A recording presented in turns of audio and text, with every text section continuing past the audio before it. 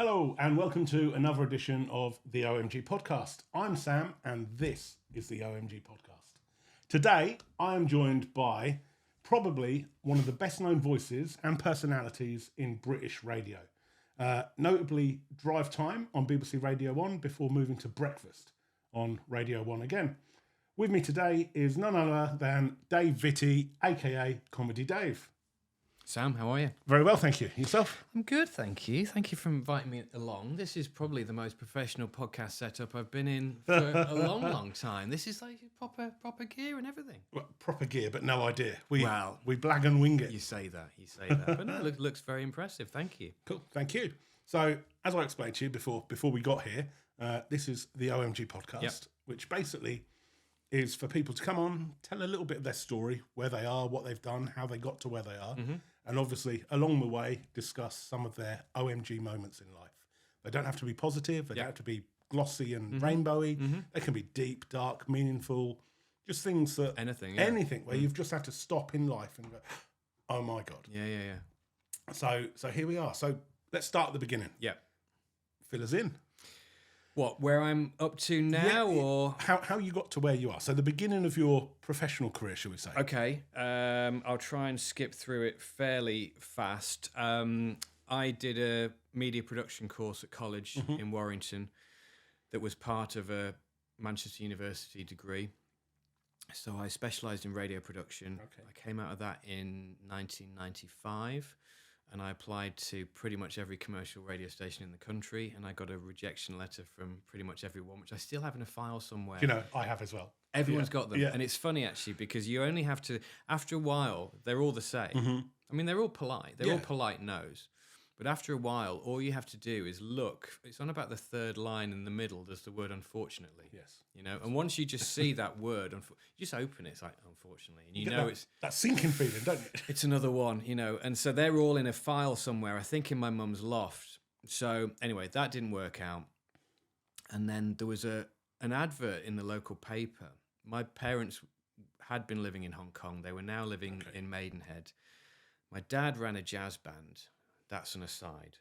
And anyway, his friend in the jazz band, his wife used to work for the BBC in Reading, and she'd seen an advert in the local Reading paper that basically said, it was two Chris Evans references. It was, do you know you're something from your Ginger Loans? And so the way I'd equate it is if it was about our show, it would have been, you know, do you know your tedious link from your car park catchphrase or something? It was essentially, it was just a qualifying question. Yeah. Are you into Radio 1 and indeed the Chris Evans show, which I was. I was obsessed with. So she said, "Oh, this would be good for your Dave." So anyway, I saw the job advert and I applied for it, and I had to go and be BBC boarded and everything, and I got the job. And it was essentially making music copyright reports, but for Radio 1, in the sense that everything that's played on the radio has to be paid for, every piece of music. And these days it's all done automatically by computer, but in those days it was like a manual process, and you used to have to kind of like do the data input and log all these things. And in addition to the music being logged, any trailers on the radio station which would contain snippets of music also had to be logged for that very reason, because that particular trailer for Mark Goodyear's show may well have contained 2 seconds of Ocean Colour Scene and 4 seconds of Oasis and whatever, right? And so all of which have got to be accounted for. And that was essentially my job, was to listen through to Radio 1 on high speed, looking out for the adverts, because they were scheduled, but they may or may not have been played, or they may have been played in the wrong order. And so I had to make a physical log of these things, do the data input, and ultimately a report would go off for Radio 1. I mean, it was a mind-numbing job, but it was the BBC and it was a foot in the door. And I joined the BBC for £9,000 a year. Wow. In January 96, I think it was. And so the general aim here was the fact that because it wasn't Radio 1, but it was doing reports for Radio 1. So ideally, I was hoping it was going to build me a bridge to the actual place. And sure enough, as time went on, and I was sending these reports through, I got to know the guy at the other end. There's a fellow called Stephen Mulholland, who ultimately, you know, everybody's got that person in their professional career that you can sort of cite as being crucial, you know, without whom that door wouldn't have happened. You know, you've got the same thing. Everybody has that one person who they're ultimately very thankful for, to 10, 20, 30 years on, because they know that without them, they wouldn't have got in. And for me, it was this guy called Stephen Mulholland. And so we were in contact, and he'd said something like, one of these days you must come up and, see us and come and have a look around and stuff. I said, I'd love to. So I, gladly took him up on his kind offer, and then that happened. And then there was a job that was coming up in actual Radio 1, which he said I should apply for. And I did apply for it, and I got down to the last 2, and I didn't get it. And I was gutted. And it was for what they called a schedules assistant within his department, within Radio 1. And anyway, it didn't happen. And I thought, well, do you know what? It was, looking at it positively, it was a good experience to have gone through. And so anyway, that was that. And I went back to Reading, and I carried on with my sort of data input job. And then, I don't know, 4, 6, 8 weeks later, something like that, there was another job came up through this Stephen Mulholland. And because I'd just already been boarded for the last one, there was no need for me to go through that whole process again, because it was all still fresh and relevant. Yeah. So he essentially said, listen, you didn't get the last one, but I want you to have this one. So I was like, great. So it was a case of literally, I sort of finished in Reading on a Wednesday, and I started at Radio 1 on the Thursday, and I had nowhere to live. And this was for what they call a tech op. So this was someone who sits in a studio and ultimately does certain technical studio operational things, which is ironic, really. Plays jingles and things like that. Yeah, absolutely. But, I'm not a technical person at all, and more about that later, perhaps. But ultimately, my job was to be the tech op in the studio whenever it wasn't a live show there. Now, by that, I mean an outside broadcast. It was correct. An outside broadcast, or indeed certain shows were pre-recorded. Yeah. So things like, Pete Tong's Essential Mix was on literally on 2 little DAT tapes. Yeah. So my job was to go to the reception at BBC Broadcasting House, pick up the DAT tapes, take them in, and you always played 2 just in case one kind of screwed up. And so literally, you'd be putting them in the machine, and then as that jingle was sort of fading, you'd be pressing, go, and that was the thing going out. So it was those things. It was outside broadcasts. Certain shows came from Manchester or other BBC studios. So anything that was from Cardiff or Manchester or Birmingham, whatever, would need somebody, because so Mark and Large show, for example, came from Manchester. So they'd be broadcasting live. That signal would then go down into the Radio 1 studios in London and then get beamed out again. So I used to be there, ultimately, I suppose, just in case the line went down. But it was hardwired. It was never going to go down. But when they would announce things like, it's whatever, Radio 1 News Beat, it's 11:30, here's Carolyn Atkinson. Yeah. I was there kind of doing that. Doing the flavours with the faders. Exactly, sort of fading them in and out. But where you did, I suppose, where there was a genuine need for you to be there, and arguably where I did sort of earn the money, was when it was a proper outside broadcast like Glastonbury or something like that. Now, when you're trailing electric cables through, 2 foot of muddy water, things happen and things go wrong, and suddenly you're there listening to it, and then suddenly, bang, the line's gone. And then so your job is to sit there and basically count to 10. At which point you then fire off a piece of music which you've got queued up for that very reason. So suddenly Joe Wiley just disappears, and you're like, okay, 1, 2, 3, and you're thinking, come back, Joe, come back. Joe. She's not coming back. She's not coming back. And you get to about whatever. I think what it is an emergency tape that kicks in after about 10 or 15 seconds, and the idea is to beat that. Yeah. So, you'd sort of leave it till about 8 or 9, play something. And then you get on the phone to what they call the broadcast duty manager, who is the sort of control tower, if you like, for everything that's going on. And I'd sort of say, right, it's Studio 1 in London, what's happening? And kind of go, yeah, we've lost it. I'm just trying to get hold of the engineer and speak to them and stuff. And then they'd then buzz through, and they'd sort of say, right, we've made contact. They've reestablished the line. Joe's ready to go. So I said, fine, just let Joe know that there's a minute and a half left on whatever his record. And then she can pick up off the back of it, and then suddenly they've got control again, and then everything is fine. So that was the entry point. In doing that, Mark and Lard moved from the evening show to the breakfast show in February '97, I believe. Something like that. I think it was beginning of February '97. And so I was therefore doing what I did in the evenings previously. I was then doing it early mornings. Okay. So I was having to get into the studio for about 6 o'clock, and the show started at 6:30, just to make sure the thing was all fine. And I was taking over from the live show beforehand, which was Early Breakfast, which had been a guy called Clive Warren. And then Chris Moyles joined in, I think, the June or the July '97. So then he was the person, or his team were the people that I was then taking control over. And, you know, you see the same people every morning and, you know, hey, morning, you okay? Passing the corridors, absolutely, in the lifts, absolutely. whatever, You know, well, I'm going to make a cup of tea. Does anybody want one? And, you know, you sort of, you know, build a rapport. Yeah, and you sort of, you know, you become quite close with the people that are on your time zone because, you know, it's quite an isolating existence sometimes. So those that are... Especially you know, at early o'clock. Yeah, and, you know, when you're all in the same sort of boat, if you like, you know, you do sort of look out for each other. And anyway, cut a long story short, Chris and I knew each other to sort of say hello to, and you know, we were sort of chatting most days. And one of these days, we sort of said, "Well, you know, do you fancy going out for a beer later, or one of these days, or whatever it was, you know?" And so we did, you know, and went out for a beer, and we started throwing some ideas around.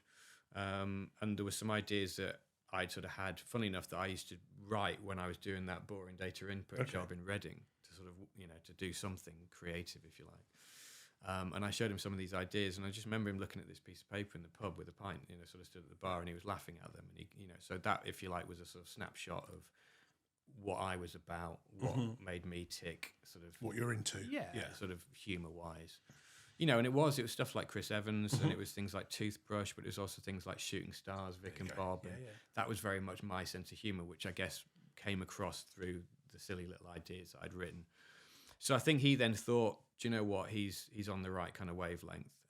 So then he said, come and work on the show, which I said I'd love to. Then I had to apply again to move to a different department, joined his show as what they call the broadcast assistant. So traditionally on a radio show, there's kind of made up of three people. You've got the presenter, you've got the producer, and you've got the broadcast assistant. So you're either the assistant producer, if you want to look at it grandly, or, you know, you're the absolute bottom. I mean, but your role as a broadcast assistant is to, obviously, as the name would suggest, is to support the producer and support the show. But you're answering the phones, you're making the teas, you're writing scripts, you're booking taxis, you know, anything that needs doing, you know, you do it. But I was just delighted to be there. How old were you at the time? So I moved to Radio 1, actual Radio 1, in December '96. So I joined the Beeb in the January. So that mission, if you like, which was to ultimately build a bridge and get across there, I managed to do in less than a year, which I was pleased with. So joined actual Radio 1 in the December.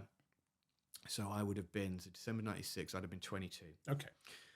So at the time when I started working with Moyles, I was probably 23, there or thereabouts. And so, so I was working on there, but the nature of his show, being the sort of the classic Zoo format, was that everybody who was involved in that show was sort of an auxiliary character to an extent, almost whether you wanted to or not. You're in. You're sort of part of it. I mean, even in the days before, even when I was next door doing Mark and Lard's show, I was Dave, the tech op from next door, and would sometimes be sort of talking through the, you're right, the talkback, or just through the door. Okay. And all this would just all be on.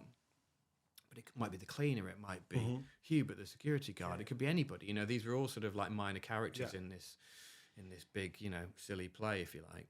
And so, I was that age. So I'd come in and out. I was based outside of the studio through the glass answering the phones, but I would come in every so often and then pass things. And then I guess coming in and standing in the corner and being heard on, from the back of the studio, then progressed into sometimes coming and sitting down for a couple of minutes, and then sitting down for 5 minutes, and then maybe 10 minutes, and then half the show. And this sort of happened. But again, I was a broadcast assistant, but my role was sort of steadily increasing to the point where I can't remember exactly where in the timeline this happened, but I then had to sort of become a presenter and sort of cross the divide, because I was doing more more stuff sat in the chair in there than I was booking taxis. And Was that something you wanted to phones. do? Was that? Well, no. Do you know what? And ironically, it wasn't. You know, there's a lot of people who are really driven and hell bent on one day I'm going to be this presenter. Yeah. One day I'm going to be on the TV. One day I'm going to host this, that, and the other. And you know, there's loads of those people around in the industry, and we've all met them. And you know, they're very driven. You know, I mean, some of them, make it, some don't. some make it, some don't. You know, but some fewer make it than Yeah. don't. Yeah, absolutely. some would literally, you know, tear your eyes out Yeah. to you know, sort of to get where they wanted to be. And I was never like that. I wanted to work on the radio from the days of doing my media production course and specializing in radio because it was the one area that I was most interested in. But I didn't want to be on the radio. I just wanted to be part of the mix. So ultimately, I just wanted to write. Yeah. You know, the only thing, I mean, and genuinely to this day, the only thing that I've ever kind of had any confidence in terms of my own ability was my writing. Right. You know, I'm not particularly confident at that, but if there was one thing that I did, you The know, strongest string to your bow, I kind of thought, effectively, you know what? Okay, fine. If I've, you know, I think I'm an okay writer, you know, and I think I've got some decent ideas and whatnot. And that's the only thing I really wanted to do, you know, and I just wanted to be the person that was writing that competition or that silly quiz or that song parody or whatever it might be, and then handing it as a piece of paper to somebody else to then go and do with what they wanted. Yeah, absolutely. Make it happen. Yeah. You know, this was my job finished, you know, when the piece of paper left my hand. And you planted the seed and they grew it. Absolutely. How that then transcends into being a radio feature or being produced as a song or a jingle or whatever it might be is someone else's problem, really. And that's all I ever wanted to do. And so I was kind of thrust out front. I mean, certainly not against my better will by any stretch of the imagination, but it certainly wasn't what I intended to do. And, you know, I always kind of thought, you know, here I am sat out the front, and if this lasts for a year or lasts for 2 years or whatever, then so be it. You know, I'll have some good story to tell my grandchildren. But genuinely, never in my wildest dreams did I think that I was going to be sort of on the radio, if you like, for the thick end of 16 years. On one of the biggest shows in the country. No, and that's the thing, you know, and I go back to the days where I used to be in the car and used to listen to Chris Evans' show. Which incidentally, by the way, that he only did that for 18 months. It seems longer though, doesn't it? It seems like a lot longer. You know, we all kind of see it as, well, I certainly do, as a really significant chapter in the whole Radio 1 breakfast show Absolutely. history. It was, you know, monumental, with wasn't all it? these great names, you know, whether it's Simon Mayo or whether it was, you know, whoever.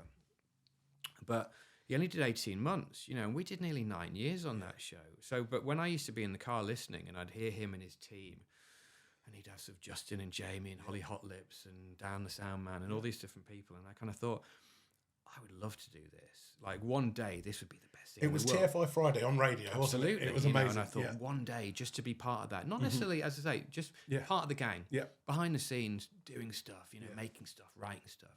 I thought it'd be the best thing in the world.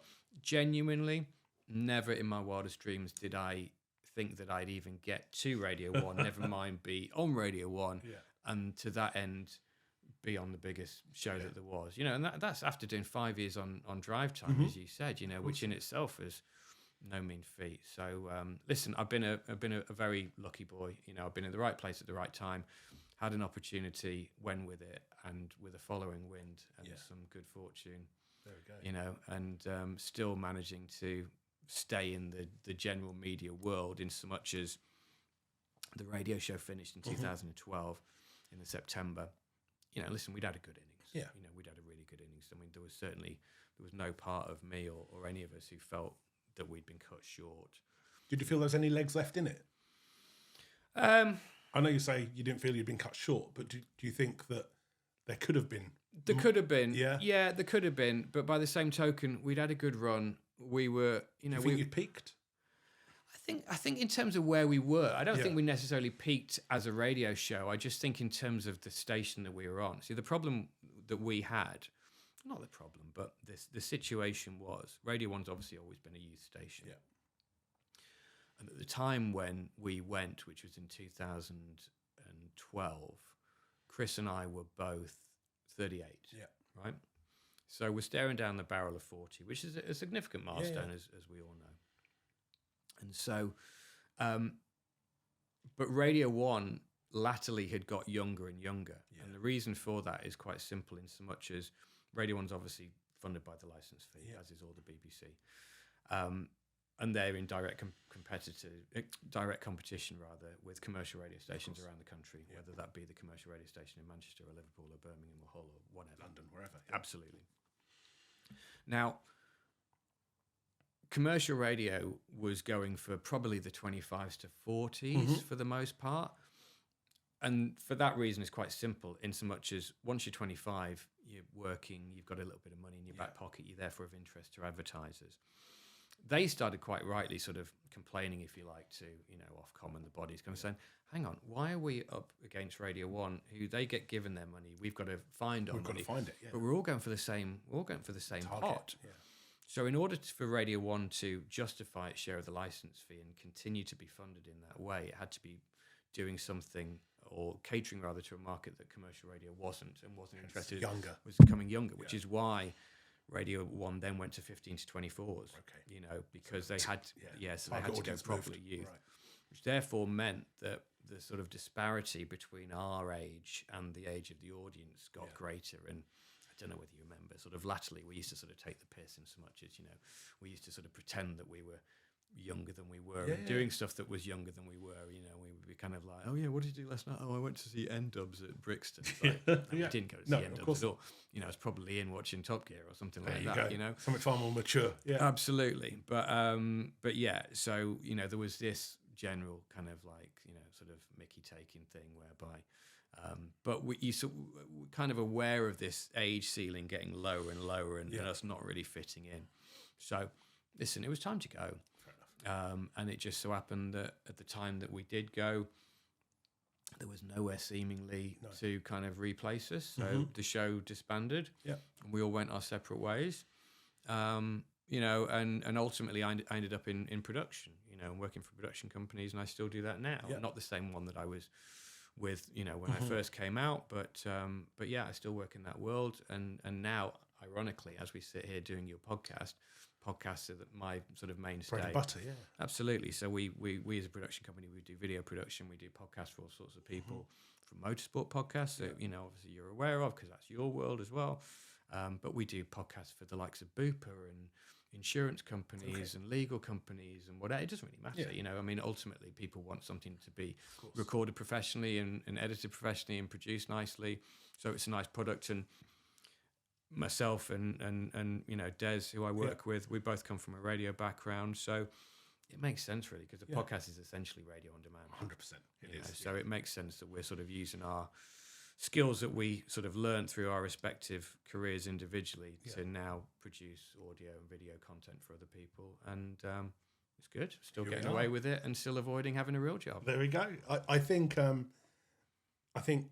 people view media, especially radio and television, as not having a proper job. Yeah. Because it's not a 9 to 5. It's certainly not at a desk, at least for the on-air part. Yeah. And 9 times out of 10 or 80 to 90% of the time, it's fun, isn't it? And that's, or at least that's how it comes across. Yeah. They don't see the graft that goes into it, behind the scenes and before the show goes live or before the podcast goes live and whatnot. So yeah, keep not having a proper job. And well, I think, listen, I've very recently hit another significant milestone. I've just turned 50, which I still struggle with a little bit, by the way, because I'm so recent. I've still got my cards up in the house, which all have got 50 written on the front, and I look at them and I'm kind of going, is it depressing?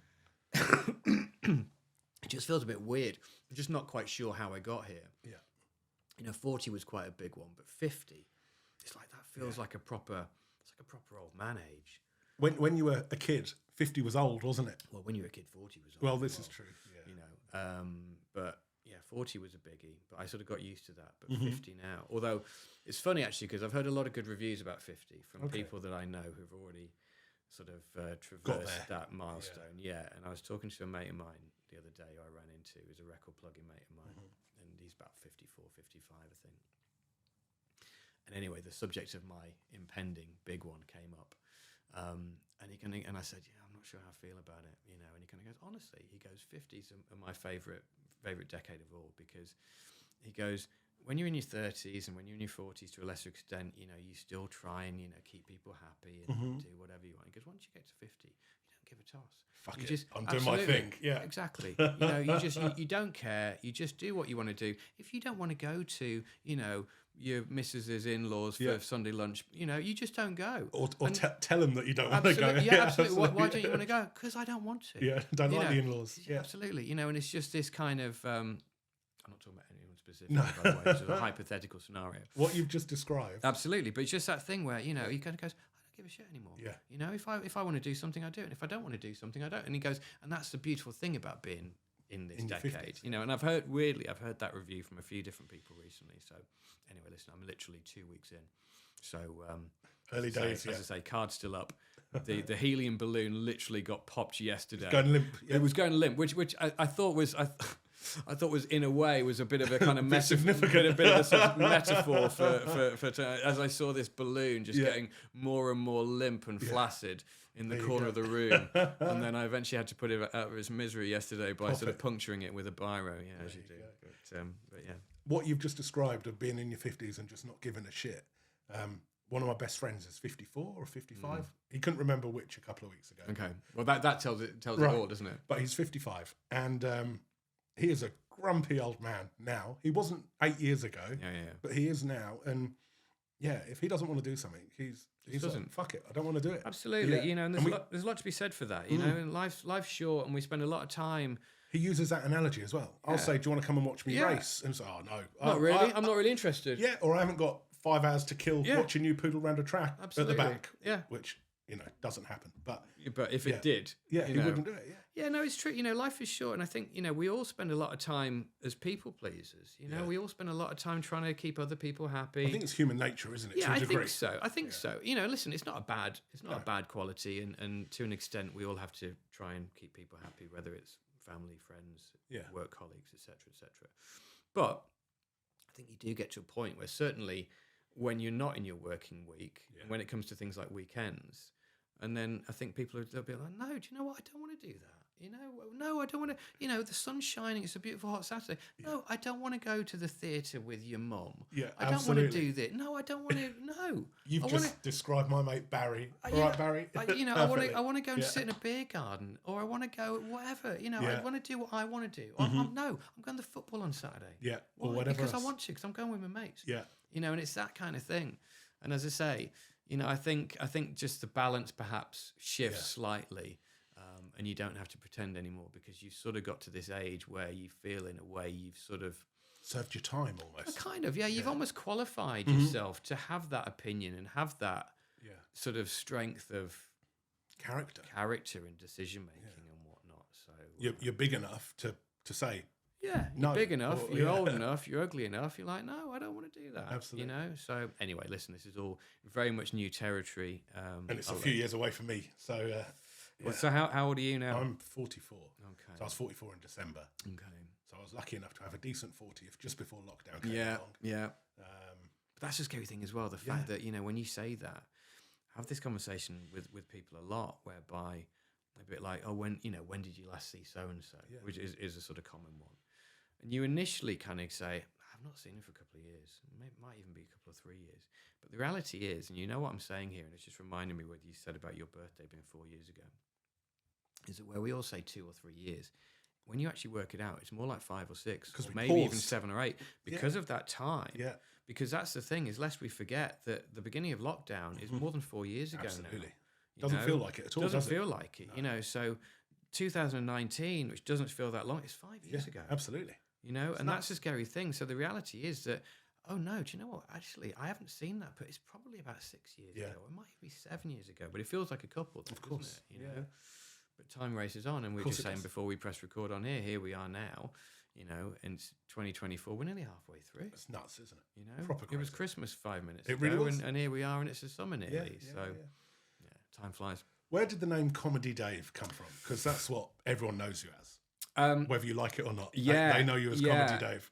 And the truth of the matter is that it's not a name that I've liked particularly, because I've always felt that it comes with a certain weight of expectation, as you might imagine, and is something of an albatross around the neck. Where it came from was going back to when I was saying about when I was working as a broadcast assistant through the glass, answering the phones, etc., etc. During that kind of period of time, in the late 90s, there was a famous comedian called Lee Hurst. Bald guy. Who you Bit of a remember. Cockney Yes, geezer, wasn't correct. it? Yeah, yes. I In remember. fact, he had, or indeed possibly still does have, a comedy club in Bethnal Green. Okay. And he was probably most famous for, he obviously was a stand-up. Yeah. But he was a team captain on They Think It's All Over, Yeah. which was a sports panel show hosted by Nick Hancock with two team captains, Lee Hurst and Rory McGrath, Yeah. I believe.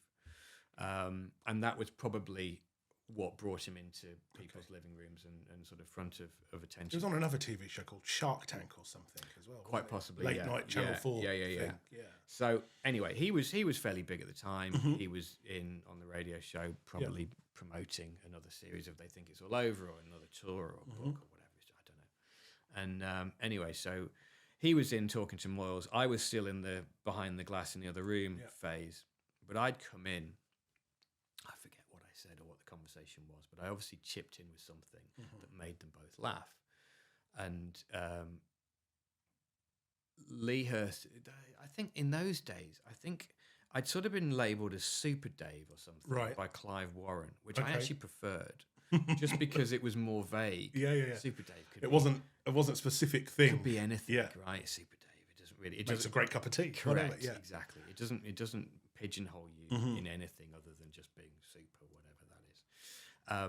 And I think Chris said something like, "Oh, that's Super Dave," and Lee Hurst said something like, "Oh, Comedy Dave," more like. There you go. And that was it. And it literally that was where it Stuck. That's where it stuck. The best nicknames do happen like that, don't they? But so that was ultimately where it came from. But I think a lot of people think it was a self-titled thing. Yeah. Naturally thinking that I sort of invented it, which when you look at it on the surface of things, is quite a punchy and potentially arrogant thing to sort of say about yourself, I suppose.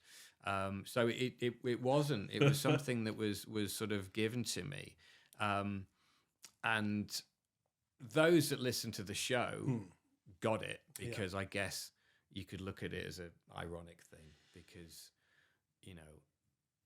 I never rated myself as being very funny. I was kind of dry, I suppose, but but I wasn't a gags man as such. But then people that didn't listen to the show would then naturally assume that you were a stand-up or something, and that was where it came from, which couldn't be further from the truth. So it's always had that certain weight of expectation, where especially from people that didn't listen to the show were a bit like, well, come on then, what do something funny. Do something funny, yeah. Why are you called Comedy Dave and stuff like this? And then you're a bit like, so it was always a bit of a weight around the neck, and not a title that I particularly enjoyed. However, it's a title that has stuck, and it's a title that People know you as, don't they? People, if somebody said to someone else, who Dave Vitty is, they might kind of go, no, I have no idea. Comedy Dave? Oh, right, I've heard of him. It's that. Yeah, it's that kind of increasingly less so. That doesn't make any sense. But anyway, less and less so. More so now. Well, no, I was going to say less so now, just because I think the longer that you've been off the radio, obviously, you're. It's been 12 years now. It's a long time. 12 years gone. So therefore, you have to be of a certain, age to get it. Yeah. Yeah. Very, very occasionally, I'll still get recognised. I mean, there was a time. It was never kind of been recognised like somebody who was in EastEnders or something. But, during the show's heyday, you would get recognised at the petrol station filling up your car, or in the frozen aisle at Tesco's or whatever like that. It would happen. Very occasionally it'll happen now. It happened to me a couple of weeks ago in Aldi, of all places, and there I was, buying these sort of bargain tins of soup for about 35p. And this guy said to me, he kind of goes, "Excuse me," he goes, "Are you Dave Vitty?" And I said, "Yeah." And he kind of looked, he kind of goes, "What are you doing in here?" And I'm like, "Same as you, I'm doing my shopping." Yeah, absolutely. But it was almost a bit like, well, why are you in here? Because I've sort of heard of you and regard you as being famous, and therefore should be shopping in Waitrose or Marks or something. Absolutely. I'm like, no, I'm shopping in here because it's cheaper than Tesco. It's certainly cheaper than Sainsbury's. There you go. I do all my shopping in Aldi. Yeah. I go and do my big shop there every week. But he kind of looked at me almost, and I'm like, no, it's just, very, it will happen on occasion. It tends to happen more up north, actually. Okay. And the reason for that and you'll know this because you spend a lot of time traveling around the country with various different things, is that Northerners tend to be more nosy, yes, and less inquisitive. Is a good word. Yes, absolutely. But the reality is nosy. It's nosy, absolutely. Yeah, absolutely. And listen, I come from Northern stock as well, so no one's ever going to take offence at that. No. Inquisitive is a more polite way of doing it, but they are ultimately nosy and less inhibited as well, I suppose, is the other thing. They say it how it is, don't they? What's on their mind. Correct. They're more likely to come up and say something to you, whereas I think the Southerners are a little bit more reserved, and they're more likely to perhaps double take you. Yeah. And then you might read about it on Facebook later on or something, whereas, the Northerners will literally stop you in the aisle in Aldi or Tesco's and say, excuse me, love, you must get this all the time, are you so-and-so, or whatever it might be. So, but listen, it's only ever been really nice. It's only ever been complimentary. I've never, to this day, I've never had anybody come up and sort of say, are you Dave? I think you're a wanker or something like that, which... Statistically, you're quite lucky. I'm quite lucky, but people would be well within their rights. I've been called much worse. Absolutely, yeah. I've had worse reviews, but it's only ever been really nice, and also I've just always just regarded it as being as a compliment to the show, really, rather than being necessarily anything personal, as in. It's not a personal compliment necessarily or a personal accolade. It's just the fact that they obviously listen to the show, they obviously enjoy the show, they therefore know who you are. And so when they kind of say that, and I'm like, well, that's great, thank you, because ultimately, without people enjoying the show in significant numbers, we wouldn't have done what we've done for so years and been able to kind of ultimately get paid for having arguably the best show in the world. So for that and for them, I'm hugely thankful. There we go. Now, you mentioned that your career started as a tech op. Yeah. But you also mentioned that you're not very technical. No. I read somewhere. I know what you're going to say. Yes, I did. Share. You talking about the Simon Mayo story? Yeah. And also a certain Scottish radio presenter lobbing a mini disc at your head. Yeah, that's true as well. Which one do you want first? We'll go with the Scottish radio presenter or TV personality lobbing a mini disc. Can we name him? Yeah, we can. We can actually. I don't mind because, and you'll know why in a minute, because there is a happy ending to this story. But this was day one in actual Radio 1. Okay. So this is the 5th of December, 1996. I remember exactly what day it was. And I had moved that week from the job in Reading and then started at Radio 1. So my first day is I was working ultimately in the team for this guy, Stephen Mulholland, who I said about before, who is the guy who opened the door for me. And I was working with a guy called Nick Pitts, who now actually runs Jazz FM and stuff like that. And he's done very well. He's still a friend of mine. And anyway, Nick was working in the schedules department, and his job was, well, amongst other things, was sort of scheduling trails and making sure the trailers were in the right place. And in these days, they're all done. It's all on computer now, as you can imagine. But in those days, it was on little mini discs. Yeah. So you had these little mini discs, and you'd sort of scroll through in the mini disc machine, and it had all these different sort of trailers, which ultimately is Nick's job to update these and make sure that they were all on the right discs. And there used to be an AM disc and a PM disc in the studios at any one time.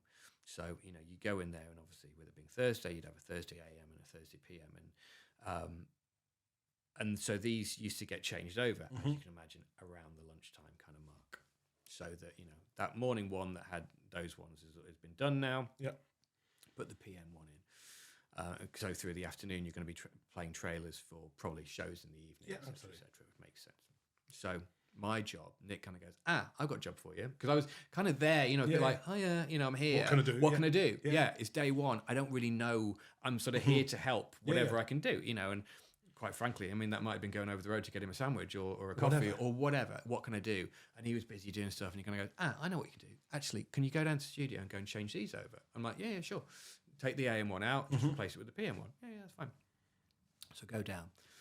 And I'm nervous, right? Because, I mean, listen, Radio 1's... responsibility, isn't it? Well, it's responsibility, but also don't forget, for someone who's into radio, this is this is Premier League. Yeah. I mean, this is big time. This is like being a footballer and suddenly, walking into the dressing room of whatever. Yeah.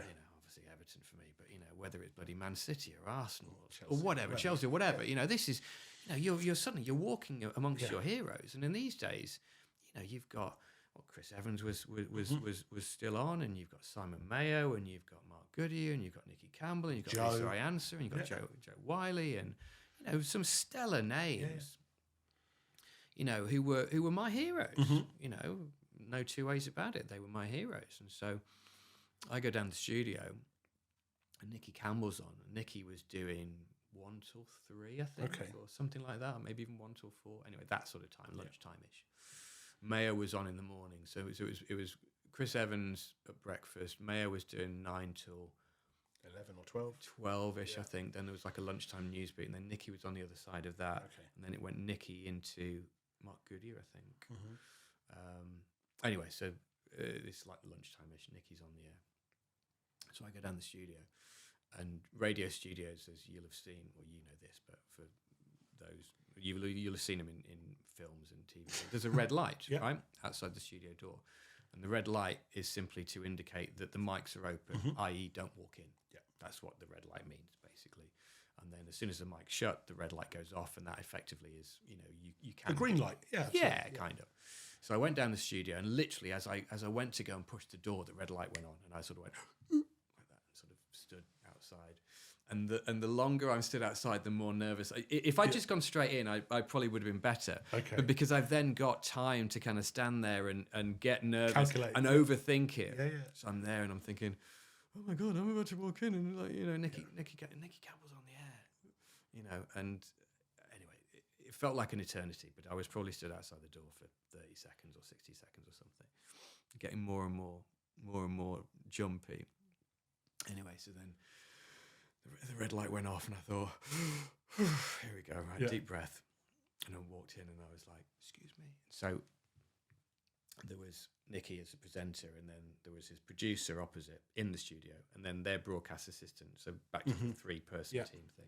Their broadcast assistant would have been through the glass, like I used to be. Yeah. Or sorry, no, I wasn't. I then went on to be. No, that was forward from later. This point. So anyway, so there's Nicky and his producer, a guy called Rhys Hughes. And so I sort of walked in, and I saw Rhys first, and I said, I'm really sorry I've just come to... He goes, yeah, no problem. So I leant over. I wasn't sure whether I should give it to Rhys or whether I should give it to Nicky. Anyway, Nicky's sort of behind the studio desk. So Nicky kind of puts his hand out, and I pass it over. He took it off me. And so I thought, I don't really know what to do. So he put it in the machine, and he sort of scrolled through. And so I'm stood at the back of the studio, sort of behind Rhys, who's opposite Nicky. And Nicky takes it out, and he kind of goes, it's the wrong fucking disc, and goes like that. And I literally duck as this thing kind of flies over my head and hits the glass studio behind. And I thought, no, it's not. All I've done is deliver what you are the messenger. What I've been absolutely. I've just delivered what was given in my hand. I've had nothing to do with the process, with the programming of this disc. So what's on it, I have no idea. It's the wrong fucking disc. I'm like, oh shit, I'm really sorry, and whatever. And but Rhys, and I'll always remember this. It was a very unlike producer thing. That's not even good English, but it was it wasn't the sort of thing that a producer would normally do. Normally, they would kind of keep their head down and kind of almost like nobody kind of questions the turn, if you like. But Rhys was always a big, he wasn't like your regular producer. And as I say, still to this day, he's like that. He's one of my favourite people in the business because he's gutsy and he's straight. And he doesn't give a fuck. And if he's not happy with something, he'll just tell you. There's a lot of bullshit goes on in the media. Yeah, absolutely. As you know, and there's a lot of arse kissing presenters and stuff. And, oh yeah, of course you can. And they're being an absolute prick. That just grows to their ego and divaness, doesn't it? Absolutely. And so Rhys went, Nicky, for fuck's sake. He goes, it's his first fucking day, was what he said. Yeah. And so I'm a bit like, oh, geez, I don't know. I'm rabbit in the headlight absolutely. Almost. And I said, I'll go and change it. And I sort of swiftly exited, went upstairs, told Nick, and sort of, I don't know what's happened there. Gave me another one, went downstairs, replaced it, seemingly all fine. So Yeah, no, it happened. And then it was weird with Nicky because that happened on day one. And then, for sake of argument, for these are consecutive days, but they might have been 2 or 3 or 4 days later. But anyway, for day 2 happened, and I was down in the studio with Nick, who was kind of like my boss really at the time. I was sort of shadowing him, kind of assisting him in anything that he needed until I sort of got my own responsibilities.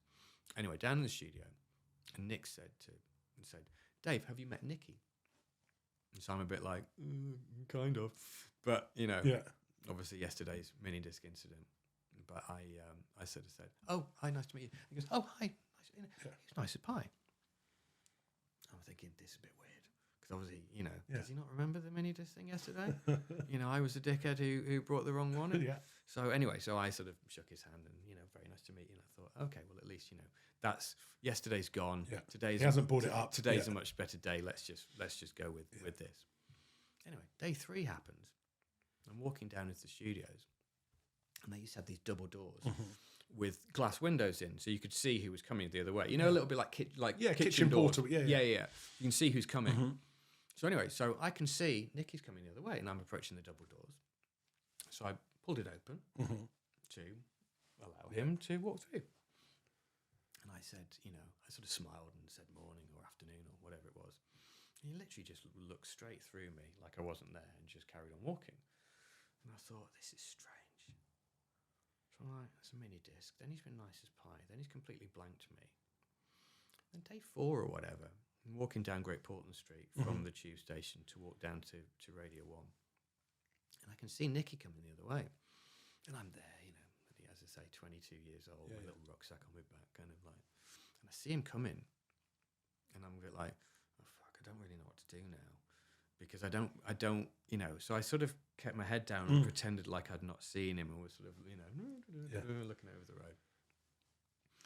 And he made a point of stopping me on the pavement and almost sort of going, hello, how are you? I was like, hello, Mr. Campbell. And it just really threw me. And it was really strange. And Moyles liked this story. Okay. So, and he liked to shit stir, as you know. So he liked this story. So this story got then told on the air, and Nicky hears it, and Nicky goes to Reese, his producer. Why the fuck is Moyles slagging me off and whatever? I said, well, what did I? I didn't do that, did I? And he's like, well, yeah, you did. He didn't remember chucking the mini disc at you. So it was all really weird. And so Nicky got the arse about it for a while, and then he actually. Because he trusted Reese, Reese was like the voice of reason. Yeah. And anyway, Reese had said to him, "No, that did happen. You absolutely everything. To be fair, maybe it shouldn't be on the air, but everything that Moyles has said is actually true. That happened. I was there. I witnessed it. It's exactly what happened." So Nicky was a bit kind of perplexed by this, and he actually wrote me an email, which I wish I still had. He wrote me an apologetic email. Wow. Sort of saying, I'm really sorry for my behaviour was out of order, or words to this kind of description.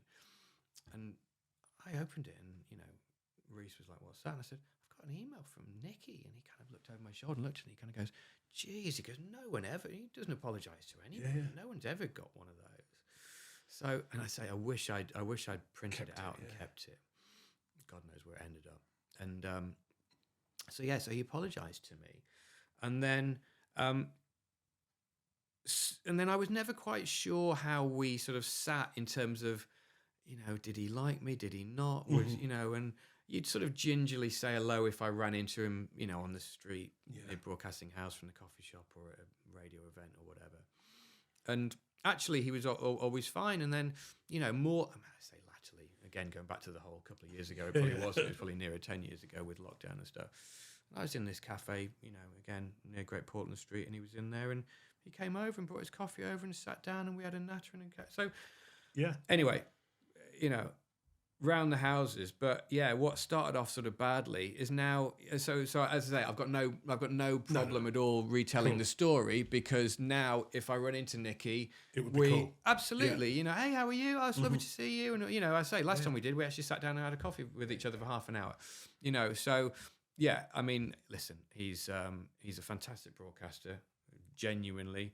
Been around forever, hasn't he? Been around forever, and he's still yeah. doing it, you know. And I've got the utmost respect and admiration for him, you know. And as I say, I feel myself very lucky to regard him as a. We're not mates as such, but he's someone that I know, and at least a work friend. Absolutely, you know. So so that is all true. What was the other one? The Mayo one. Yeah, also true. This is a good one. This is a good one. So. Excuse me. So what happened was, this was, again, back end of the 90s. Radio 1's website is in its infancy, let's say. It's been around for a year or so. And it's really, really early days of a website. And so it was at the point where they said they wanted to try and put the live feed of the radio onto the website so that people could listen online, which in those days was, I mean, it's just standard now, but in those days it was quite revolutionary. So so at this point I'm the tech op, I'm the technical guy, aren't I? But wasn't. Labels. Absolutely, yeah. I mean, as ironic as Comedy Dave, really, probably more so. And so anyway, so I've been drafted in to obviously use my technical expertise to help out. So downstairs in the studios, in the studio kind of complex, there was 4 studios and a little kitchen, and then they've got what they call a racks room. Now, racks room is ultimately, it looks a little bit like the old-fashioned phone operators. Do you remember where you used to kind of like have so the racks room is literally a load of little jack plugs, right? And so that jack would plug in there, and then that one would plug in there, and whatnot. And there was all these different things for the different studios. But there was literally like a sort of main studio left and right output thing there. Everything was going through there. So they'd be like, how do we do this? So in my stupidity. Naivety, that's a good word, but stupidity ultimately. I kind of thought, well, if I take them out of there and plug them into this laptop, which is the sort of master thing, then it should work, shouldn't it? Anyway, it didn't work. And also what it did was it just completely disconnected Radio 1 from the transmitter. Ultimately, those two jacks that came out of there were what was linking our studio output to the main, because Radio 1 was kind of an annex. It wasn't in Broadcasting House. It was a couple of streets up. I mean, it was literally, it was a 3-minute walk or something, but it was separated by a couple of roads. So there would have been wires that went under the pavement, ultimately linking it to Broadcasting House, which then ultimately linked it to the big transmitter and beamed around the UK and indeed the world. All came out of these 2 little jack plugs, which I kind of thought, I'll pull those out. I'll just pull them out, you know. And then suddenly everything went. There was a speaker there were speakers in the ceiling of the corridor downstairs in the basement where the studios were. And Mayo was on the air at the time, so it all went quiet. Got people running around, kind of. Now, why to this day? Why I never thought, well. Obviously, I pulled him out and it all went quiet. So if I put him back in again, it'll all probably come back again. For whatever reason, I didn't do that. So these people all running around panicking. So I just decided to go upstairs. You left them. Just left it. I just like pretend like it had not happened. And it was literally like, looking back on it now, it was like a bit like leaving the scene of a crime. Did you know you'd done it? Did you realise it was you? I wasn't 100% sure it was me, but looking back on it, I mean, there was 2 very closely connected incidents there. You know, I unplugged the 2 jacks and all the sound went off. Yeah. Now, you don't have to be Columbo to work out that 2 and 2 together, they might be linked. But I still wasn't 100% sure. So I sort of went, I'm just going to Ideally, just fuck off for a bit, and get out of here. Go get a coffee. Now would be a good time to go and get a sandwich, maybe, or whatever. Just disappear for a bit. So I did. Meanwhile, there's engineers running around and people are flapping and radio sound engineers are special people as well, aren't they? Mayo's producers kind of going, I don't know what's happening. We've been off now for 13 minutes or blah, blah, blah, blah, blah. And all this pandemonium was happening. Meanwhile, I was upstairs, or I'd gone over to the cafe and got myself a coffee and come back again. And anyway, someone eventually figured it out and plugged them back in again. It was off for about 20 minutes. And obviously there was not... You mentioned earlier about the backup tape that kicks in after. Yeah, yes. So that probably did happen, actually. Yeah, the backup tape probably kicked in. So so there was sound going out, but it wasn't the live thing. It was just a recorded tape of just music sort of linked together with jingles. Little segue in, away they go. For about 20 minutes, which is 20 minutes is a long time. Absolutely. So anyway, so that is all true. I mean, listen, most of it's true. I mean, there's not much bullshit in my life. Most of what you've read probably did happen. There we go. Might have been exaggerated slightly, but actually, in those two incidences, exactly what you read is is how it was. Sadly, there we go. So come on then, let's get to the crux of it. Hit me or hit us with at least one or two of your OMG moments in life where like I say, you're in midlife, and something has. Well, some might say even past midlife now. It's 50's on the other side of it, isn't it, really, I suppose? But I am now definitely middle-aged. I can't even pretend that I'm not anymore. So, some OMG moments. I was having to think about this week, actually, from when you kindly invited us to come here and do this. And I was thinking, right, I must have a think of these. Listen, the first one has got to be becoming a father. I know that's pretty obvious, but it's got to be. I'm father, and you've got one daughter, right? One daughter who is 16. She'll be 17 in August. Say hello if you want to say hello. Hello, Nicole. She's a daily challenge. Mega. She's. I mean, I tell her this as well to her face. So is it hereditary? Probably, yeah. But anyway, she lives with me full time now. So yes, I am full-time keeper of a teenage daughter. Which for anybody that's got teenage kids generally and daughters in particular, they know that it's not without its challenges on a daily basis. But anyway, that aside, no, we get on. I love it to bits. But becoming a dad in 2007 at the age of 33 was a proper. I mean, it's obviously life changing. First day of the rest of your life. I can still remember driving to the hospital the day after because Jane and Mum had to be kept in overnight, just for checks and stuff. Observation, absolutely, to make sure everything was okay. So she was born 6 something, I think, in the evening, and then so this was then the following morning, right? And so I'd left Jane and our little baby daughter Nicole there at the hospital, and I'd gone home to sleep. And then I was then back there early the next morning because then she got the all clear and she'd coming home. Absolutely coming home time. So I remember it's this beautiful sunny day. When things sort of almost feel, they just feel right. They just feel quite apt in terms of, often when the weather will mirror what's going on, emotion or what you're feeling, or and but by the same token as well, I've also known it the other way around, whereby and I've been to horribly sad days and funerals of friends and family, and the weather again has been very fitting in so much as it's been cold and wet and windy and icy and all these sort of harsh, really quite unpleasant conditions. And of course this was completely the opposite. She was born on the 2nd of August, so it's summer, middle of summer. It's really warm. It's blue skies. The sun's out, and I was driving from where we lived in a place called Chalfont St Peter to the hospital in High Wycombe where she was born, and it was the morning, and Joe Wiley was on, and Joe Wiley had given like a dedication, a little shout out, and which I wasn't expecting. It was, and it was obviously word had got through. our producer to their producer and blah, blah, blah. And she'd heard the news and she just kind of said, just congratulations to, you know, Comedy Dave and his wife Jane on the birth of their little baby daughter, and played us a song and stuff. And it was like, yeah, it was just really nice. And so, but the moment, I guess, was, I think any new parents will sort of identify with this.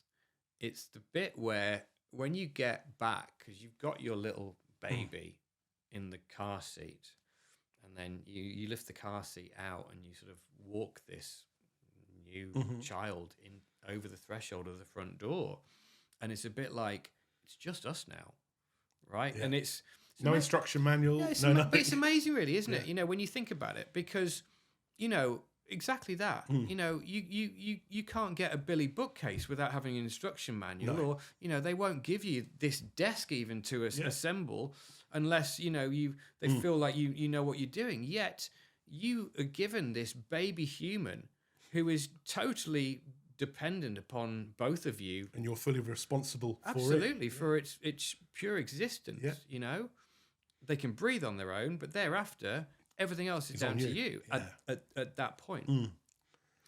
And yeah, it's the first day of the rest of your life. And yeah, listen, there's got to be an OMG moment where, you know, the door shuts behind you and it's quiet. Yeah.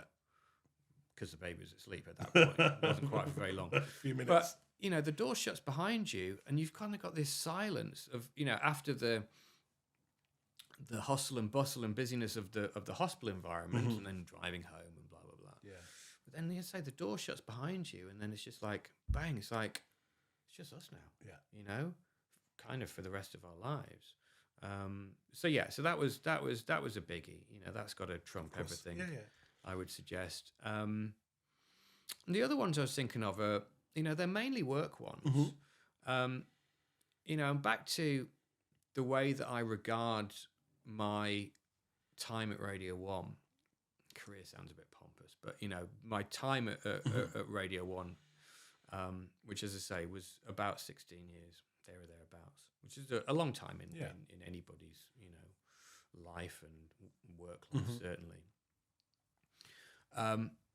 But you know, I do, and I look back on it fondly, in so much as I feel very lucky to have been allowed the opportunity to do something which I loved. For me, wanting to write and get stuff on the air and stuff was the best thing ever. And actually, still to this day, I'm most proud of the stuff that I wrote as opposed to the stuff that I said or did. Yeah, undoubtedly, you know, because that's what you were into. Yeah, because it was all sort of from here, you know. And again, going back to the fact that was the only bit that I sort of, you know, rated myself, you know, again, albeit in a sort of fairly lukewarm kind of way. But it's the only bit that I could kind of go, yeah, all right then, I can do that. And it was things like, you know, when you're doing these same hours and you're driving to work in the dark in the middle of the winter and stuff, and you're on the same bit of road, it's like Groundhog Day, and you see the same cars, you see the same motorbikes every time in the morning, and as you go past that junction, there's that little white car that you saw yesterday at the same time. Or the bloke on his morning job. Absolutely, bloke on his morning job, milkman or whatever, and there's that same 4x4 because you recognise the wheel on the back and whatever has gone past you kind of at the same point on the Westway. You know, all these different things. But anyway, you know what it's like when you drive, you sort of zone out. And I used to daydream. And I'd be listening to the radio, I'd be listening to a song, and then in my head I'd be a bit like, I'd think of a line or a lyric that we could sort of spin it into a parody. But I'd sometimes pull over into a bus stop or a lay-by or whatever. Shouldn't really do that, really. No. Bus stop's really technically illegal. But I'd pull over somewhere so that I could literally, before the days of iPhones, I suppose, so it wasn't writing a note on my phone. It's probably literally getting my notebook and pen out of my rucksack on the front seat. Yeah.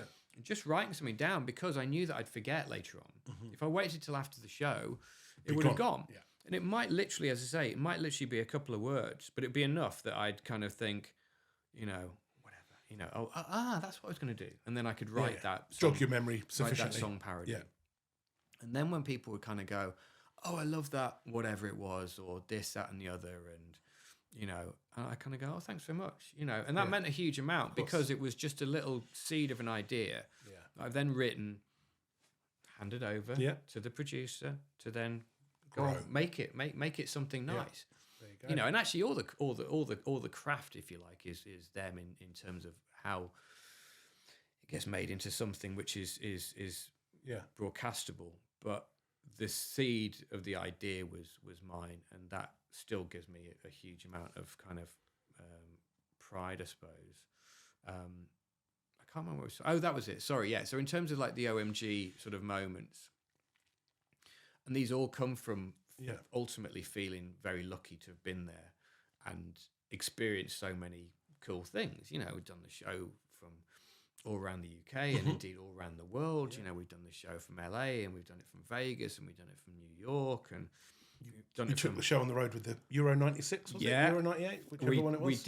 We did. It wasn't Euro 96. It was Euro 2000 was the first one, which was in Holland and Belgium. And we flew in and out of there with competition winners to all the different games. We didn't stay out there because it was sort of too close to justify staying because Holland and Belgium is only an hour's bloody hop, isn't it? It's only like flying domestically almost. So we sort of went in and out for those ones. And then we did Portugal in 2004. So it was the Euros in 2000.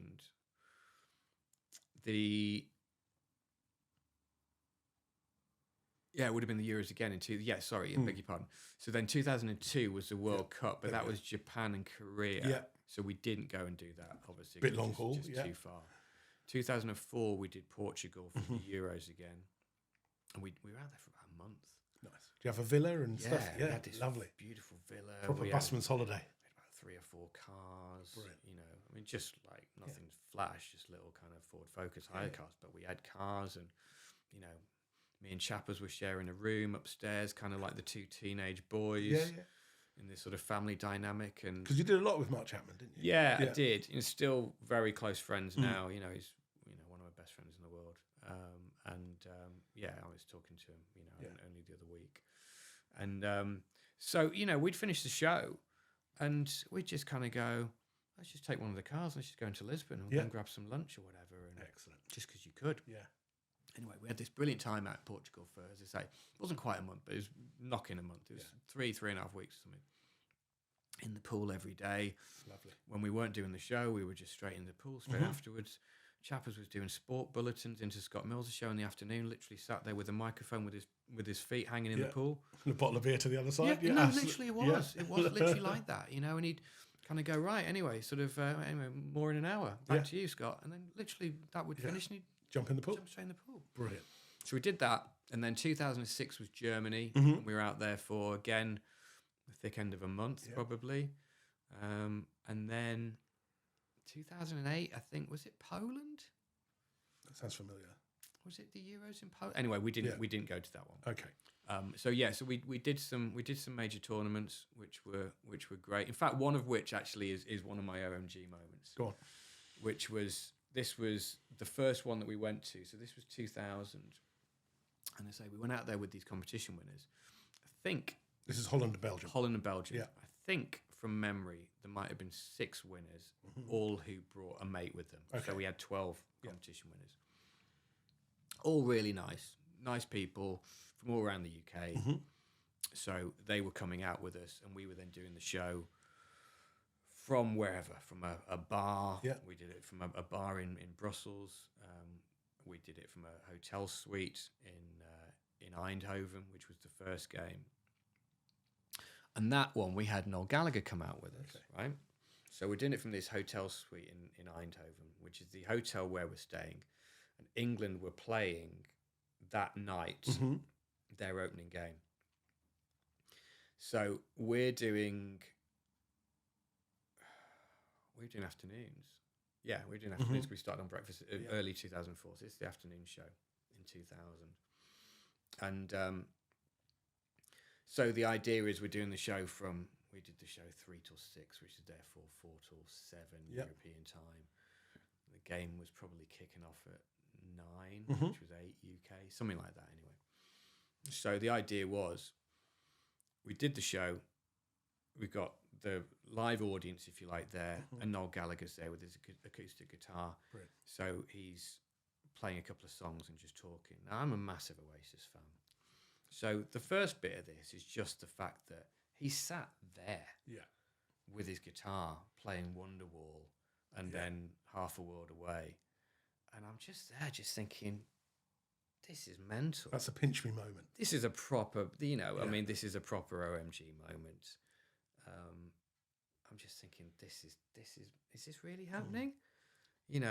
Because I was as excited as any of the competition winners Proper that were there. fanboy. Yeah, because, and also to that end, I never lost that. And I think that if you do lose it or you become in any way numb, blasé, whatever, that sort of feeling of entitlement or whatever almost, which wasn't a word in those days, but it is a word now, or wasn't a word that was used. And I was just like, I never lost that. And so I was properly like, it's Noel Gallagher, like there, like I can touch him. I didn't, obviously, because that'd be weird, but I could if I wanted to. And so that was a real moment, genuinely. And then so we finished the show, and then it was a case of like, right, let's meet downstairs again in an hour. For sake of argument, let's all go and have a shower, shave, and then meet downstairs at the bar. We'll probably have a quick drink, and then off we go. Anyway, I got down. I was a little bit early. Whatever. Let's for sake of argument, we were supposed to be meeting at 8 o'clock or 7 o'clock or whatever it was. Don't know. And I got down there about 1:45.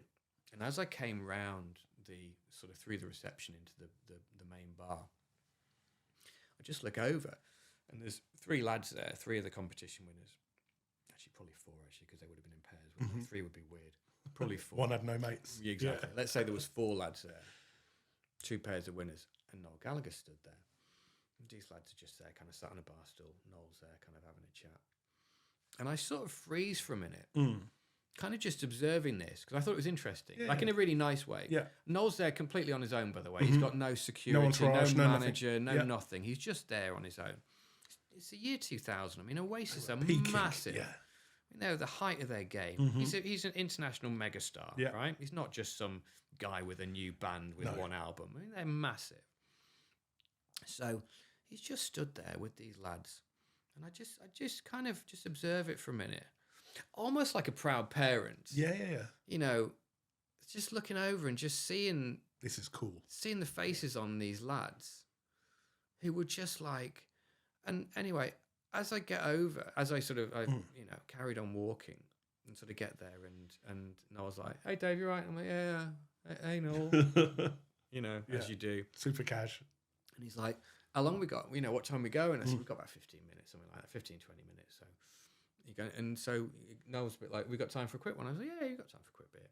He goes, "What are you having?" I'm like, "I'll have a pint of lager, please. Thanks so much." And then he's like, and he knew the names of all the lads, and he was like, "Whatever. John, you same again? Yeah, Billy, are you pint of whatever, Heineken, and Tom." Oh, wow. And he knew all their names because he'd just been chatting football with them and stuff like that, and whatever.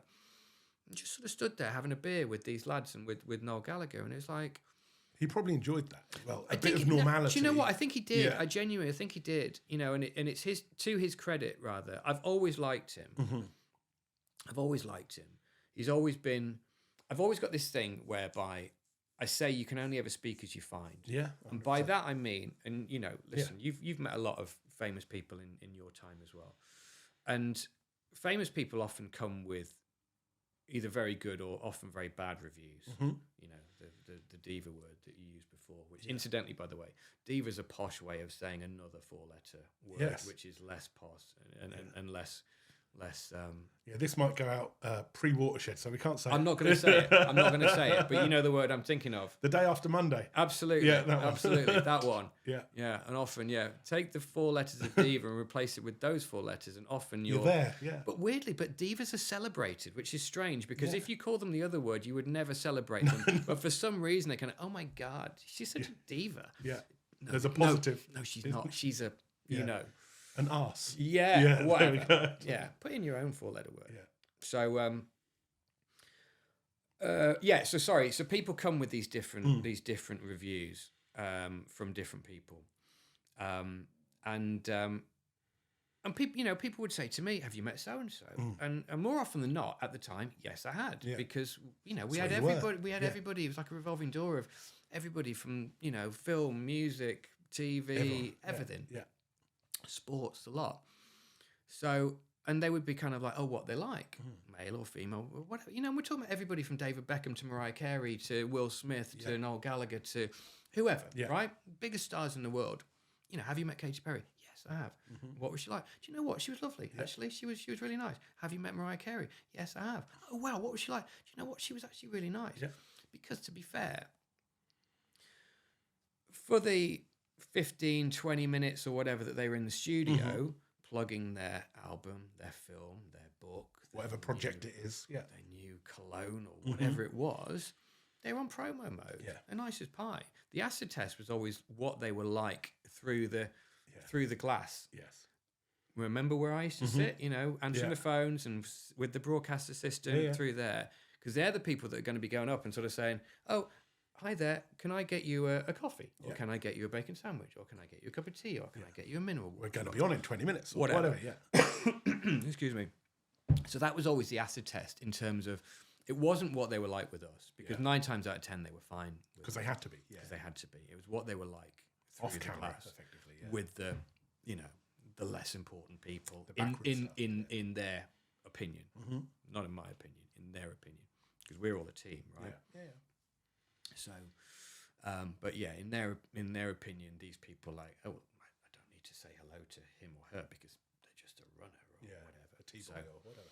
So yeah, but again, I have to say that even people who come with well documented stories, yes, and of reputations. That's the word I was looking for. Well documented reputations for bad behaviour, for want of a better expression. And listen, the likes of Mariah Carey fits into that, for sure. But she was nice as pie, So I can't ever slag anybody off, unless they have been giving you reason to. Yeah, absolutely. Which, as I say, more often than not, everybody was nice as pie. So, and actually, funny enough, there's another Noel Gallagher story I just remembered, which again was another one of the catalogue of kind of like, wow. Noel Gallagher came in he'd done a gig the night before, and I think it was to launch a new Oasis album, or it may have even been a live DVD. Anyway, it was to promo something. They'd been playing the night before.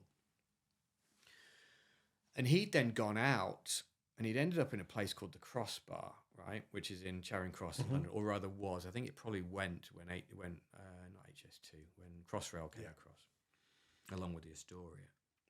Oh God, that's another one. Right, remind me of this story as well in a minute. So, anyway, so he'd been out and he'd been to the Crossbar. Now, if you ever end up in the Crossbar, it's way too late. Yeah. The Crossbar is the sort of place that you go into when everyone else is kicked out at ones and twos, and you still want to carry on because in your infinite wisdom, no, let's go and get another beer. Yeah. So you do, and you end up in the Crossbar because it's the only place that's open, and they sell cans of Red Stripe. Oh, beautiful. There's no draft. Yeah. Cans of Red Stripe or Stella or whatever. One of those lovely places. One of those. Yeah. Anyway, he'd been there. He'd been home, I think, for an hour, and then he come straight into the show. Wow. Right?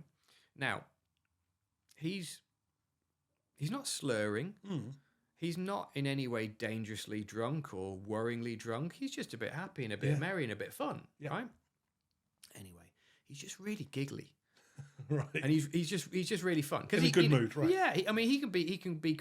It's almost part of his kind of shtick. He could be quite sort of flat and dour and dry. Yeah, very dry. But he was in a really fun, happy, friendly mood. And anyway, he just kept going off on these tangents about all different things. So he then went and he was doing our show in the morning, and then he was doing Zane Lowe's show in the evening. And Zane had heard him on with us, and then he says to him on the evening show, he kind of goes, "Oh, I heard you on with Moyles this morning. How was that?" He couldn't remember being on. Wow, couldn't remember being on at all. Anyway, so then Noel comes in about, I don't know, it might have been a year later. For for whatever he was plugging this time. So, and we were laughing about the fact that he doesn't remember, because we heard Zayn having this conversation with him and he didn't remember, and it was all very funny. So,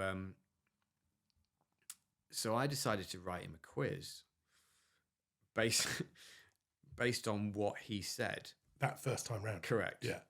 So I'd gone through the tape and written him a quiz. So we then went through it. And again, it was just one of those moments on YouTube somewhere. But he just laughed along, because it was like, you don't remember this, do you? And he's like, no. And we was a bit like, okay, question one. Yeah. When you last came in, who did you describe as being not a race, but a collection of idiots? Was it the Scots? Yeah. Was it the Welsh? Was it the Irish? Yeah. Was it Yorkshire folk? There you go. And he's like, oh God, did I really say that? Yeah. And then we played him the clip. the clip. He's like, oh. And then we stopped it, obviously, before he said what he said.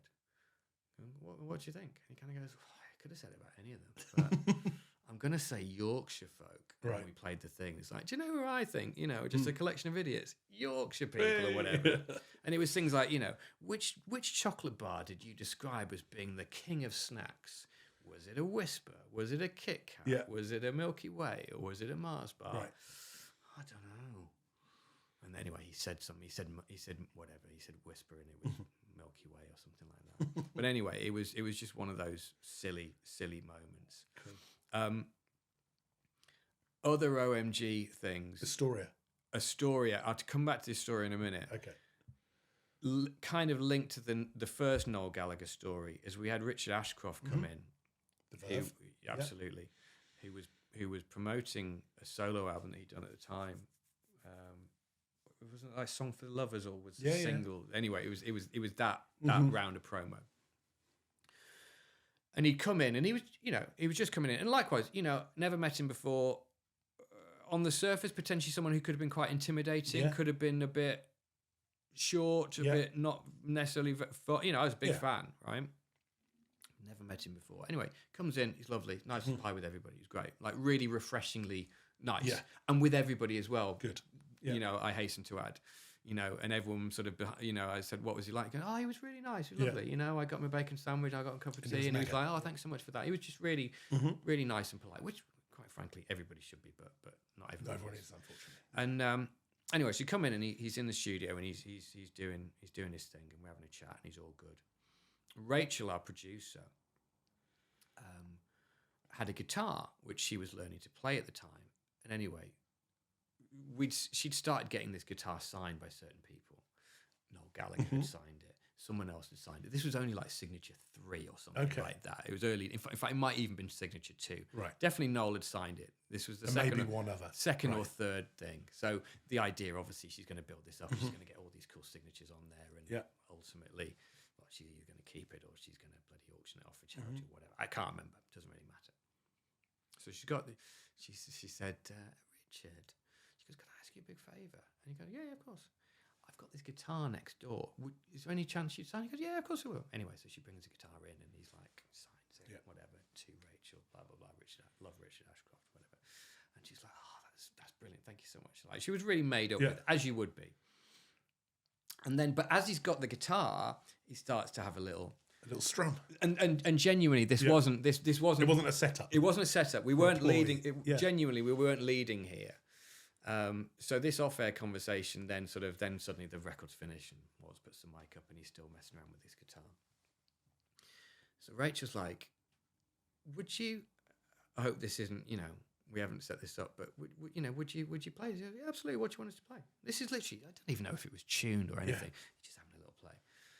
What do you want us to play? And I'm sat next to him again. He's literally there. Yeah. And I said, would you play Lucky Man?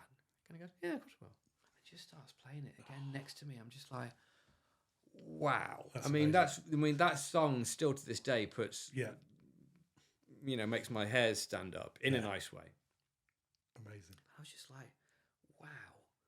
That's I just sat there while Richard Ashcroft played Lucky Man next to me. Again, close enough to touch. Completely improvised as well. Completely improvised. And I was just like, proper pinch yourself moment where you just think, yes, to an extent, every day is a pinch yourself moment in terms of what you're doing and the sort of people that you would meet through this revolving door. Every day we'd have different guests on, and obviously they were all of a certain. They were all big famous people, because that's what we did, and we were Radio 1. So, but certain ones stand out. That stands out. The Astoria story. I've never said that before. There you go. The Astoria story. It was just before I got married the second time.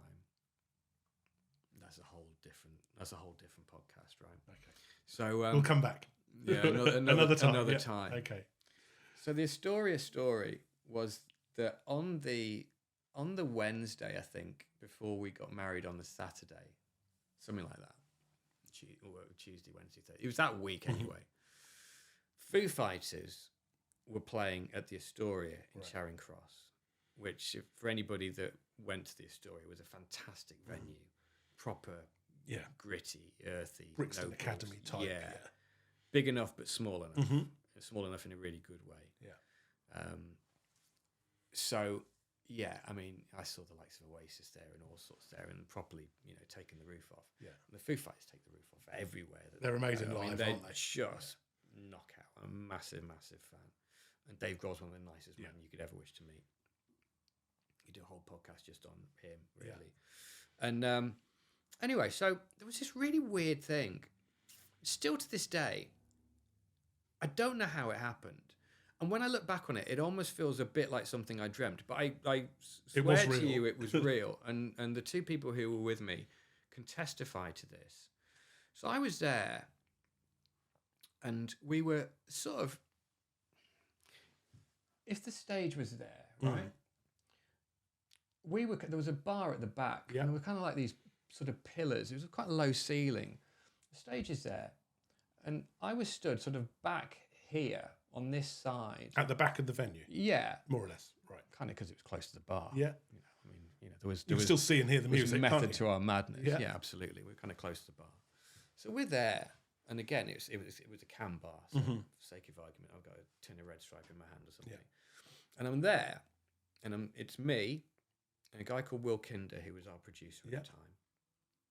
And my mate Jamesy, who's a record plugger, and was my best man actually at the wedding, or both weddings. But anyway, that's another story. Anyway, still one of my best friends in the world, if not the best friend in the world.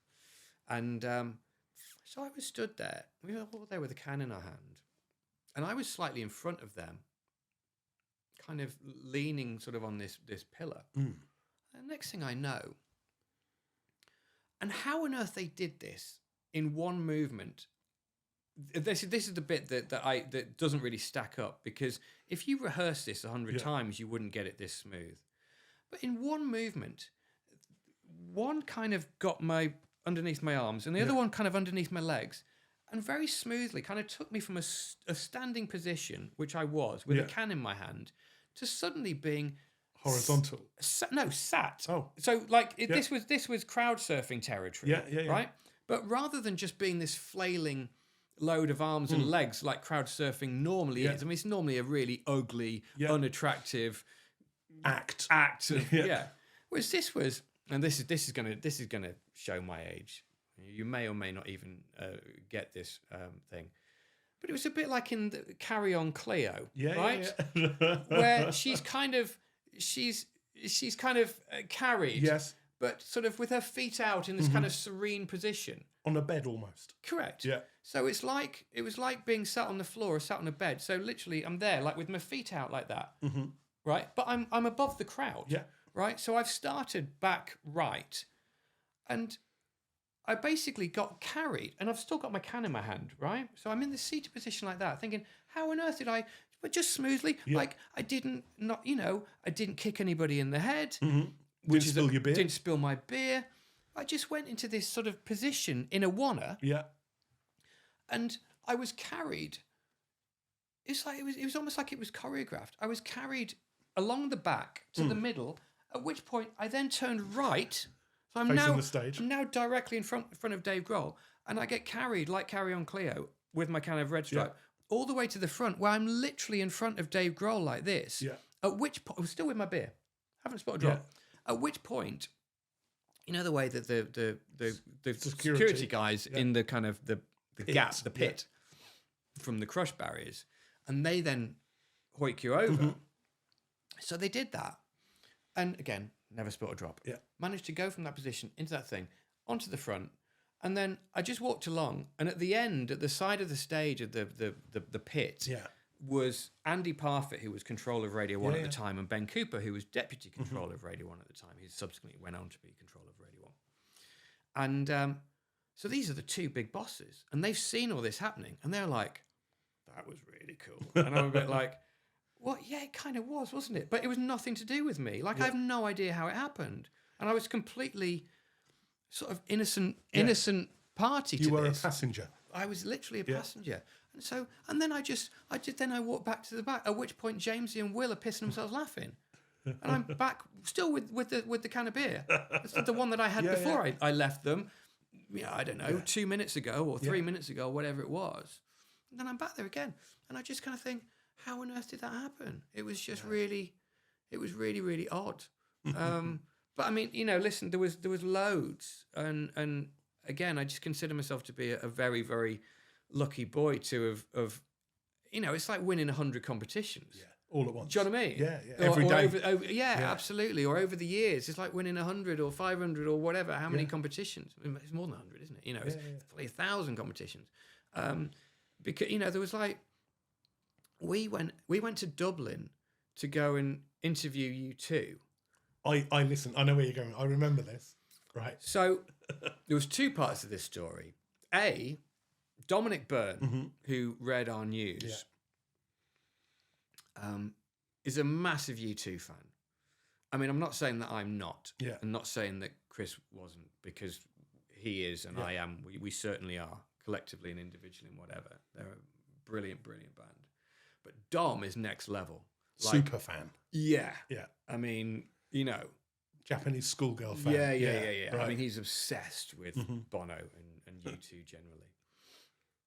Anyway, because of the technicalities of news and sport and whatnot, is that they couldn't do it live from our outside broadcast setup that we were going to be broadcasting from in Dublin. They had to be back at HQ, where we normally do the show. So they weren't allowed to go. So Dominic is gutted, as you can imagine. And I'm sort of gutted for him because it's a bit like, yes, of course I wanted to be there, but if I could have done, I might have swapped myself out, only because I knew how much it meant to him. But it wasn't even an option because I couldn't do news and sport, and he could, you know, whatever. Well, he could certainly do what I did, which was, you know, talk shit on the radio. But what I mean is I couldn't do his job, so it wasn't even an option. But in addition to having them on the show, again, this was with some competition winners, as I recall, who came out with us. They've got this rehearsal space, sort of on the docks in Dublin, in this sort of industrial wasteland where you've probably got a chemical works or a bloody a few dead bodies floating around. Or, it's the sort of thing that, you know, you kind of see on police things where, you know, shootouts happen or bodies get sort of stuck into containers. They disappear. Disappear, you know, absolutely concrete boots and all. Mm-hmm. And it was this kind of rehearsal space above what was probably a warehouse or something, which was where they just used to do their thing because they could kind of go there and be away from incognito and kind of be away from the general public and be away from the paparazzi, etc., and just do their thing. And I suppose if they're rehearsing for their next tour or their next album or both, then that's where they go and do their thing. So we're stood in this. It's just literally just like imagine like a kind of just empty loft. Mm-hmm. Yeah, you know, by the river, and Adam,